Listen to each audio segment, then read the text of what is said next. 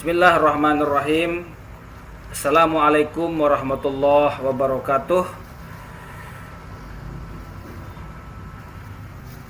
Gimana kabar semua? Semoga kita semua dalam keadaan sehat walafiat, dapat mengikuti pembelajaran fikih ini dengan baik dan dapat memperoleh ilmu dan pemahaman yang baik setelah menonton, menyaksikan video ini. Baiklah, pada kesempatan kali ini kita akan membahas materi fikih pada bab pertama tentang konsep usul fikih. Sebelum kita melanjutkan materi ini, terlebih dahulu kalian harus mengetahui KD atau kompetensi dasar dari materi ini. Yang pertama, menghayati pentingnya proses pengambilan hukum melalui usul fikih. Yang kedua, mengamalkan sikap rasa ingin tahu sebagai implementasi pemahaman konsep usul fikih. Yang ketiga, ini KD pengetahuan, yaitu menganalisis konsep usul fikih. Berikutnya, ini KD yang berkaitan dengan keterampilan, yaitu menyajikan hasil analisis dalam bentuk peta konsep kaidah usul fikih. Setelah mempelajari materi ini, peserta didik diharapkan mampu meyakini pentingnya proses pengambilan hukum melalui usul fikih. Yang kedua, menjalankan sikap rasa ingin tahu sebagai implementasi pemahaman konsep usul fikih. Yang ketiga, ini indikator dari KD pengetahuan, yaitu membedakan fikih dengan usul fikih. Kemudian berikutnya, mengorganisir konsep usul fikih. Kemudian berikutnya, menemukan makna tersirat fikih dan usul fikih. Berikutnya, KD yang berkaitan dengan keterampilan, diharapkan peserta didik mampu merangkum hasil analisis dalam bentuk peta konsep tentang konsep usul fikih. Dan yang terakhir, peserta didik diharapkan mampu mempresentasikan hasil analisa dalam bentuk peta konsep tentang konsep usul fikih. Baiklah, sebelum kita masuk ke materi inti, terlebih dahulu kita perhatikan peta konsep dari materi ini. Konsep usul fikih ini ada 4 hal yang akan kita dalami, akan kita pahami, yaitu yang pertama, pengertian. Yang dimaksud di sini adalah pengertian fikih dan usul fikih, serta apa perbedaan antara fikih dan usul fikih. Kemudian yang kedua, objek pembahasan dari fikih dan usul fikih. Kemudian berikutnya, ruang lingkup, mana ruang lingkup fikih dan mana ruang lingkup usul fikih. Yang terakhir, tujuan pembelajaran, yaitu apa tujuan pembelajaran fikih dan apa tujuan mempelajari usul fikih. Baiklah, sebelum kita memahami atau menjelaskan apa itu fikih dan usul fikih, terlebih dahulu kita ikuti ilustrasi prawacana berikut. Jadi mempelajari konsep usul fikih terlebih dahulu dimulai dari mengetahui hubungan antara fikih dengan usul fikih. Setelah memahami usul fikih, maka akan dipahami secara lebih mendalam. Usul fikih merupakan metodologi dan jalan tengah untuk memahami hukum Islam atau fikih. Kalau diibaratkan sebuah pohon, maka Al-Quran, As-Sunnah, ilmu Nahu, ilmu Sharaf, ilmu Tafsir, ilmu Hadis, dan ilmu-ilmu yang lain itu diibaratkan seperti akar. Nih, seperti di pohon ini, seperti akar. Kemudian batang dari pohon ini itu ibaratnya sebagai usul fikih. Kemudian ranting dari pohon ini ibarat fikih. Itu gambaran usul fikih, dan kaitannya dengan ilmu-ilmu yang lainnya, yaitu Al-Quran, hadis, ilmu Nahu, ilmu Sharaf, ilmu Tafsir, ilmu hadis, dan ilmu-ilmu yang lainnya. Berikutnya, sekarang kita masuk ke materi inti. Apa pengertian fikih dan usul fikih? Fikih menurut bahasa berasal dari akar kata faqihayaqahu fikhan, yang memiliki beberapa makna, yaitu memahami secara mendalam, mengerti, dan ahli. Itu makna fikih secara bahasa. Sedangkan menurut istilah, menurut Abdul Wahab Khalaf, ini seorang pakar usul fikih,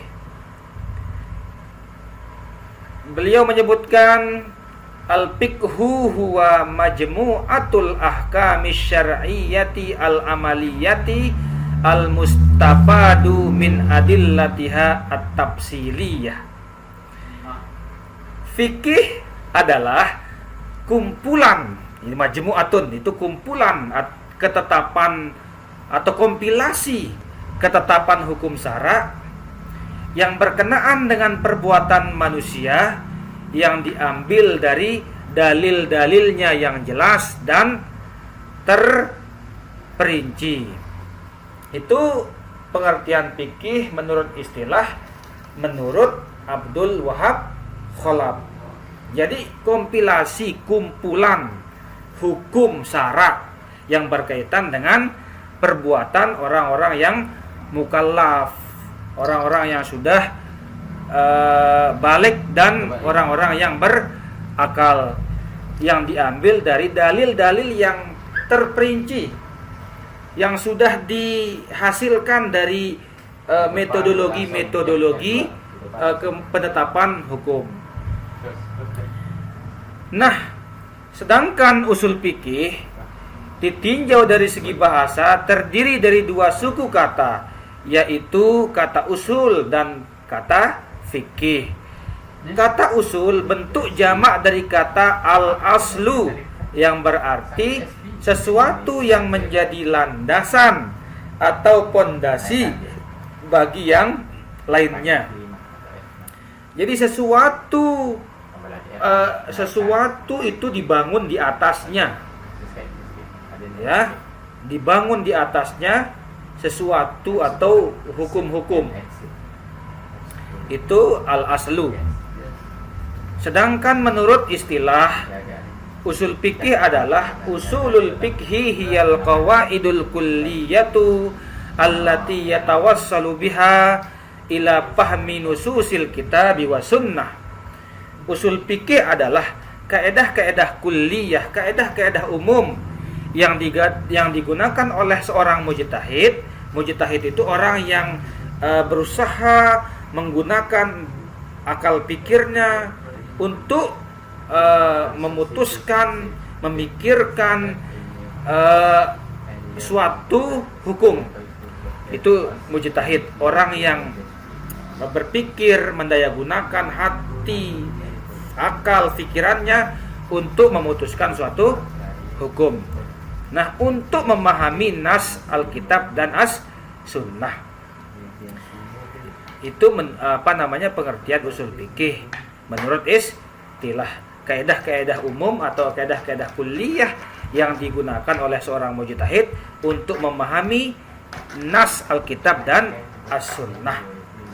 Dengan kata lain, bahwa usul fikih itu adalah berbicara tentang bagaimana mengistimbatkan suatu hukum, bagaimana menyimpulkan suatu hukum dengan metodologi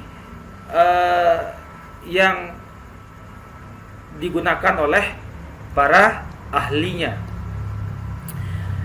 Dari definisi di atas dapat disimpulkan bahwa usul fikih merupakan sarana atau alat yang dapat digunakan untuk memahami nas Al-Quran dan As-Sunnah agar dapat menghasilkan hukum-hukum syara. Dengan kata lain, usul fikih merupakan metodologi atau teori yang tidak hanya digunakan untuk memahami hukum-hukum syara saja, melainkan juga dapat berfungsi untuk menetapkan dan menghasilkan hukum-hukum yang bersifat furu'iyah. Mudah-mudahan dapat dipahami. Berikutnya kita lanjutkan dengan objek pembahasan fikih dan usul fikih. Dalam fikih apa saja yang dibahas? Dalam ilmu usul fikih apa saja yang dibicarakan atau dibahas di dalamnya? Objek pembahasan dari ilmu fikih adalah perbuatan mukallaf, perbuatan orang yang baligh, yang berakal, dan nilai-nilai hukum yang berkaitan erat dengan perbuatan tersebut. Dapat dikatakan pula bahwa perbuatan seorang mukallaf itu berkaitan erat dengan taklif syara. Taklif syara ini adalah beban yang telah ditetapkan oleh syari, yaitu Allah Subhanahu wa taala kepada umat Islam, yang menjadi beban seorang mukallaf dalam berbagai aspek kehidupannya. Berbagai aspek kehidupan mukallaf meliputi ibadah, muamalah, dan jinayah. Aspek ibadah menyangkut hubungan vertikal, hubungan antara manusia dengan Allah Subhanahu wa taala, dan juga menyangkut segala persoalan yang berkaitan erat dengan urusan mendekatkan diri kepada Allah Subhanahu wa taala, seperti salat, puasa, zakat, dan haji, serta berbagai bentuk amal kebaikan yang lainnya. Jadi itu objek kajian fikih, ya, berkaitan dengan ibadah. Ibadah itu ada yang maqdoh, yang ketentuan syarat, cara melakukannya, kaifiatnya sudah ditentukan oleh syara, oleh agama. Kemudian muamalah ini hubungan interaksi antara manusia. Kemudian jinayah terkait dengan pidana. Berikutnya